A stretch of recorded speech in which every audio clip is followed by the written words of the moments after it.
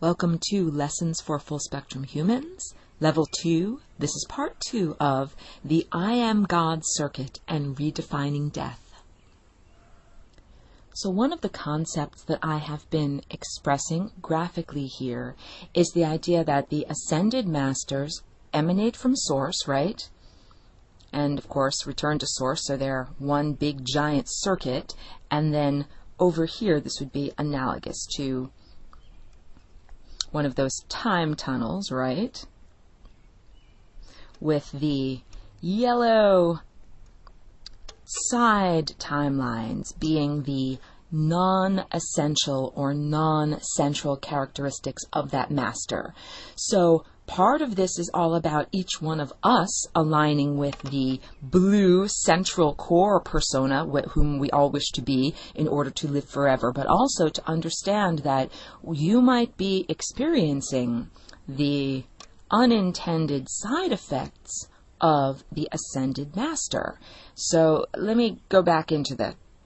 This is all about light and shadow, and a lot of people use the term light worker, and there is the implied value that light is necessarily more valuable than shadow or darkness, and I really have to reprogram in order to show people that, like, light, first of all, a physical being is solidified light. And this light, and I've spoken about this in other classes of this course, this is an emanation from the sun, this light. If it had never met a physical object, this light would have simply continued onward indefinitely to infinity. But because light from the sun hit this physical object, there is a whole journey out here that will never be undertaken. That's like saying awareness. Awareness came from the sun, and it learned about becoming a box, but it didn't learn about what it would have learned if it had continued going in this direction. There's no value judgment here. There's nothing that says either that being a box or learning about being a box is any better or worse than learning about being a line of energy that travels infinitely in this direction. It is only to say that there's a balance. If you make a box or have the experience of being solidified matter in the third dimensional realm, you're not having the experience of being consciousness that is simply flowing in its direction over here. This is about awareness and lack of awareness. So literally, energy comes off of the sun, and it is the energy of awareness. It is consciousness. Lack of awareness and lack of consciousness is darkness. This physical box is representative of matter and the material realm, and when light falls upon it, there's the shadow area. The shadow is cast, I explained in the previous segment, from a higher dimensional object into a lower dimensional realm. So this object here is third dimensional. It's got length, width, and height. Its shadow self is two-dimensional. It only has length and width. Something gets lost, and also it can often be distorted. Like you see the way that I drew this, the length of the shadow is much, much longer than this actual length of the side. The reason why it looks that way, it is stretched out due to projection. Stretched out. I'm explaining physics and light waves and the way you experience the third dimensional realm, but all of this is an allegory for what is happening on the higher dimensional realm of consciousness. The blue box is an Ascended Master. This is consciousness that has had the experience of being solidified light in an experienced vessel, and it can be, I should also make the distinction, Ascended Master can be human, humanoid, or look totally other. But the point is that we say ascended because it's a being who has fully descended into the third dimensional realm and then rejoined Source and ascended again. And a master because in order to do so, you mastered your persona, you mastered your mind. It's like saying you're an Olympic athlete and you trained your body to run 26 miles. Ascended masters are athletes of the spirit realm. They live their lives in training. Training is meditation and living through unconditional love and all of the other experiences of refinery of consciousness that cause us to have the thought at our final moment that I am God and go on to infinity. These beings, these ascended masters, also have their lower vibrational, negative shadow selves. That's right, the orange entities, the lower vibrational nature of this higher vibrational consciousness. This is like saying that there is an aspect of consciousness that fits perfectly within this template of the universe. And then there are actually many, many aspects of consciousness that don't fit within that template at all. Much, much harder to find a key that does fit in the lock than to find an object that doesn't fit in the lock. There's lots of objects that don't fit in the lock, and that's, this chaotic orange energy. So all of this, what I'm speaking about here, this is all about taking cosmic responsibility and the ethics of even just existing. Because ascended masters begin to perceive in a multidimensional sense, and they begin to perceive the reality of their chakras and the reality of timelines, and then it begins to be understood that by definition, because you exist as a light being, or you have solidified light or changed light in its journey, you have this unintended consequence. And we have been experiencing a lot of, let's say, undesirable and uncomfortable things because of this orange realm, because of this shadow realm of unintended consequence. And here's the deal. These unintended, uncomfortable consequences exist in order to make us aware that this exists. Because you have to understand, this is about awareness. And we are heading for total awareness, like a circle, a 360 degrees, a circle of total awareness. But as long as this shadow area exists, there's an area of lack of awareness. And I have drawn in the past the time vortex, I'm always drawing it as a side profile like this, but I've drawn it in the past from the top down, and it almost looks like an old analog record where you start at the outer groove, and that's the first song, and then you go all the way around until you spiral into the very last song. Well, the very last song would be Ascended Mastery. When you master your mind, you know who you are, you master your sense of identity, and you are in perfect alignment with divine consciousness. Well, that is the journey of awareness.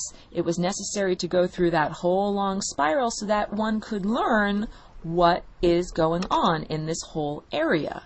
And this area here, this shadow, is an area of lack of awareness, where it is not known what is going on. This has to do with the sun, because consciousness, we are consciousness emanations of the sun. I am a ray from the sun. I'm not only physical light and infrared light and other forms of gamma rays and other energy. I am consciousness. I am timelines. I am emanations from the sun. So let's say some of these emanations become solidified and slowed down in their path, and they become a physical being here. And that being has experiences. And let's say that upon the moment of death, those experiences are not fully unraveled and they are stuck there, right? Or in whatever way, let's say the journey happens, let's say some of those solar emanations and experiences get stuck there. What that really means is the sun has a little tiny blind spot. A little tiny blind spot that is shaped like these little orange things that never made it back home, where the sun doesn't know what's going on with them. These are like little time capsules or experiencers, and they might have been having experiences over the course of millions of years, and they have not yet returned home to the sun and reconnected and brought their experiences back to the emanator of the experiences, they have not yet faced the music. And remember, I have said that these are the people, these are the occupiers of the interstices, are the overlords of humanity, that really the whole system for oppressing humanity was set up by those beings that got stuck in the interstices so that they could feed. And really what has been going on is the sun has a huge blind spot, or a lack of awareness, or there's a shadow area where there is no light. And we are in the process of bringing light to that shadow area and becoming aware of it. So when a person in the body, like you or I, might experience psychic attack from some of these lower vibrational negative entities, from some of these demonic entities, really at this point in my career and experience, when a being attacks me, that being is going to be sent to the great galactic central sun. I am going to send it to a sun bath. So really what the being is doing is it knows it's not going to feed off of me, because I am made of pure love. Here, I'm going to draw with green. I am made of pure love. There's nothing to eat off of me. It's like saying there's no excess around the edges that this being can nibble on. So it comes to me and it's like, sniff, sniff, I want to nibble on you. I'm like, hi, not only do I have nothing to nibble on, but I'm going to take you with love and I'm going to bring you back to solar consciousness. I'm going to bring you back to the divine source of energy. And you are going to be bathed in sunlight, and all of the things that aren't really you are going to be washed away. And the things, when these entities have been stuck for millions of years, like they have perpetrated terrible crimes, this is what must be understood. We would consider them to be like the most demonic, evil, terrible, monstrous creatures. But the whole point is, when one returns to the sun, it is a journey of love. Returning that energy to the sun and giving it a sun bath means that all of that torment and hatred and evil gets washed away.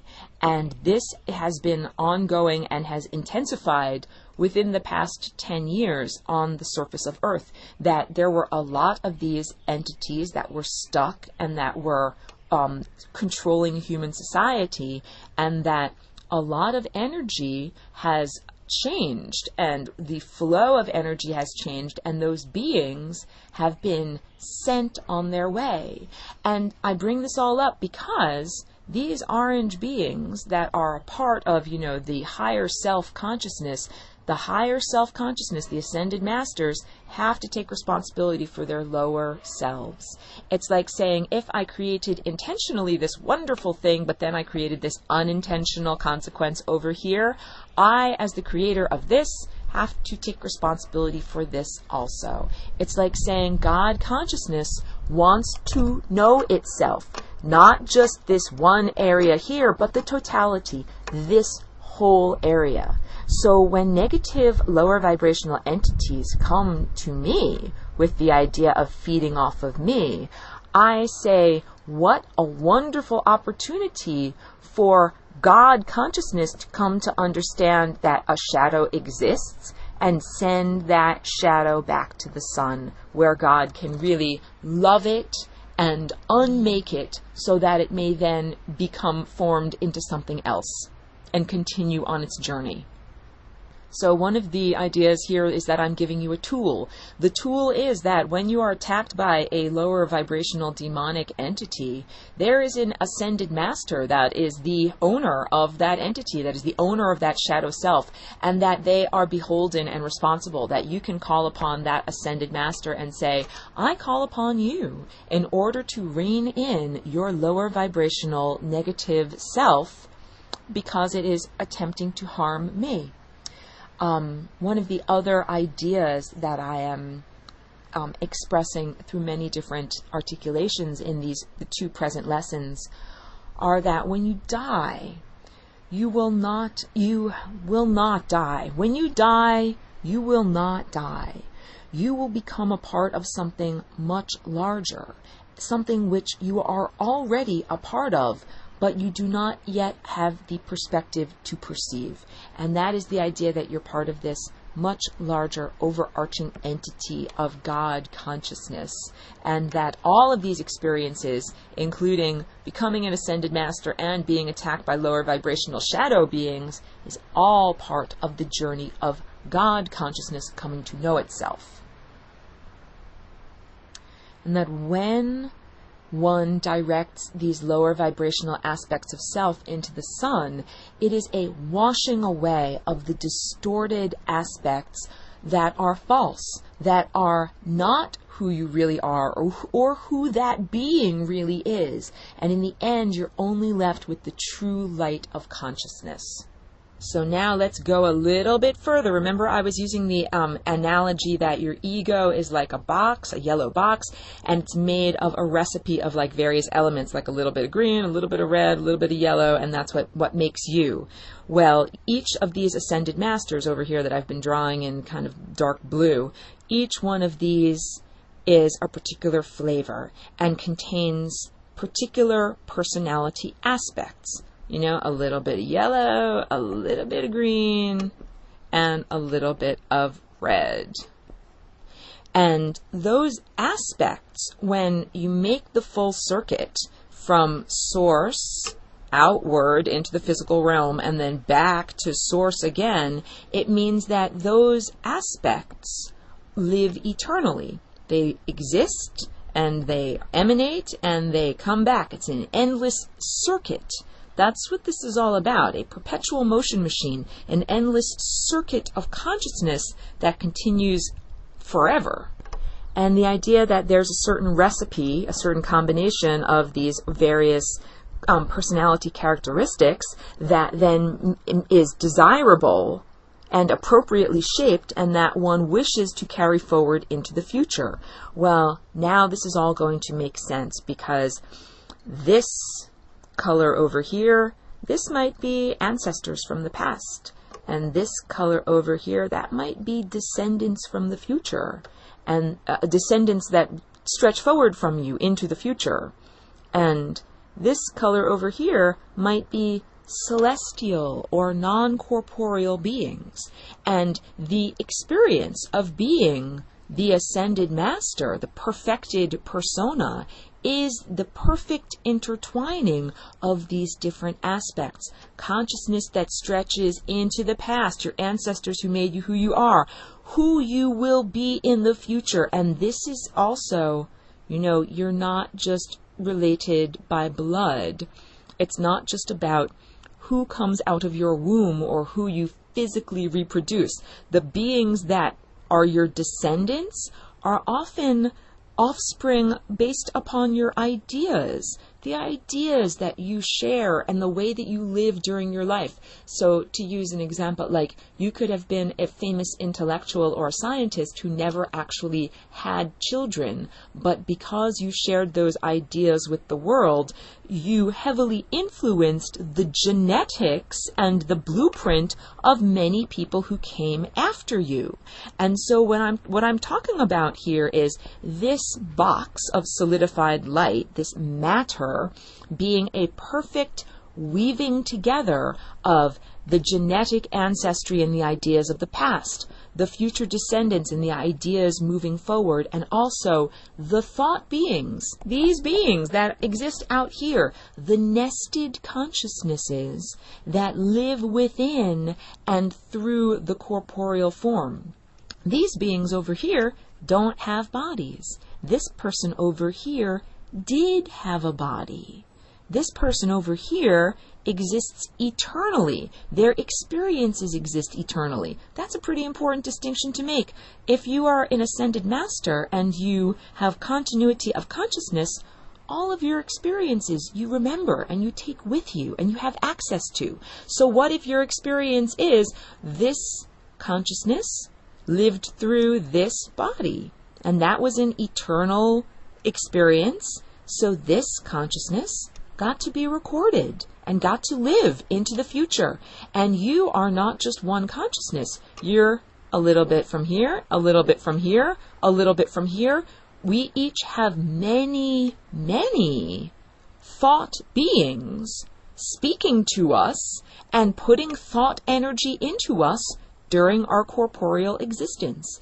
And the thought beings that are eternal are the ones that are in alignment, the ones that emanate from the source and return back to the source. And those beings are the beings that make up our chakras when we are in perfect alignment, and they keep our chakras in perfect alignment. So if you think the right thoughts, meaning you align yourself with the right beings, then you will be an ascended master and you will live forever within a much larger overarching consciousness.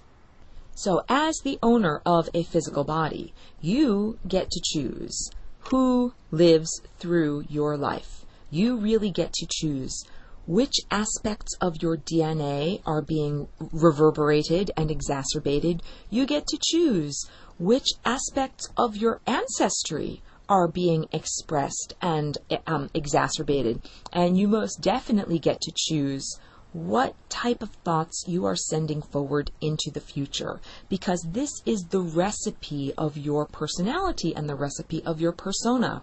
And in order to exit this reality and make it through that little tiny wormhole, it is sometimes necessary to release or let go of aspects of one's persona that no longer serve, because there might have been some aspect of self that was leading you more in this direction. And in order to become aligned with this core self and who you really are, you might have had to let go of that thought, idea, or behavior pattern. And it doesn't necessarily mean, it's not like value judgment, good, bad, wrong, right. It's more like that behavior pattern led you to the membrane of death, and you needed to change and redirect and be in a different way in order to be like that. Well, if the behavior pattern is, I'm this way and I'm always been this way and I'm always going to be this way, then that means that you have identified with your limitations. You have identified with this yellow life, and you will not be able to make it to the core persona of who you really are. In order to make it to that core persona, one must be flexible and be willing to let go of the aspects of identity that no longer serve. And I will tell you this, my story of being a walk-in and my experience, I witnessed the membrane of death. I witnessed the experience of the previous occupant of this body really being unmade, and saw what that was. And I mean, it is a different experience being a walk-in, so I have a slightly different perspective. And I recognized the necessity of letting go of aspects of the former personality that no longer served. Basically, all of this yellow stuff that happened here, I had to say, well, that isn't really me. That didn't really happen to me. Or that happened, but that's not the true me. What it really feels like is to clarify what I'm saying about my personal experience of being a walk-in, the experiences of the previous occupant of this body up to age 27, they are experiences that happened to another person. And I certainly have access to the neurological record of what happened, but I do not identify with those neurological records. And in many ways, I've cleaned out the hard drive. In many ways, I erased memories that do not serve in order for me to live and have more elbow room as Aurora, the present persona. But I also recognize that Aurora, the present persona, is a temporal ego. It is the creation of this, specifically for communication for this time and place. I created the ego and identity of Aurora so that I could speak to people here and now, because I learned very early on in my experience of being here, if you do not have an identity, then people here find it difficult to interact with you. You have to have a name, an origin, a story. How did you get here? Where did you come from? Who are you? Before people can even really listen to you or take in information. So I really had to be created as Aurora so that there would be a persona that people could interact with. However, I understand that even Aurora, their persona, is a temporal ego, and that I will take aspects of this temporal ego and bring them with me on my journey forward into the future, and I don't have to be entirely stuck on all of the ways that Aurora does this or Aurora does that. That's appropriate for this time and place now. This is the hat that I wear in this time and place, but in another time and place, it might be necessary to wear a very different type of hat. And being an ascended master means that each one of us is ready to let go of our hats when the time is right. Like, oh, you've circulated all the way up through this level of refinement and you come to the wormhole. It is pretty much time to let go of everything that came before the wormhole. Because coming out of here, you will be completely new.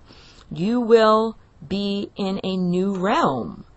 And I've spoken before about the really high up extra-dimensional and extraterrestrial beings that one wishes to interact with come through portals in the sun. They don't fly in clank metal spaceships. First of all, they fly on light bodies, and they enter and exit through our reality through a portal that is in the center of the sun. And the way they can do this is because they are beings in perfect alignment. Their chakras and their energy centers and everything about them is in perfect alignment with divinity. When they enter into the sun, they don't lose anything. Nothing about them is washed away. It's like they are an ice cube in a sea of vibrations, and they enter into the sun, and then they're just totally still in a sea of vibrations, and then they come out of the sun, and they're still a coherent object. Here's their vibrations, and here's the vibrations around them.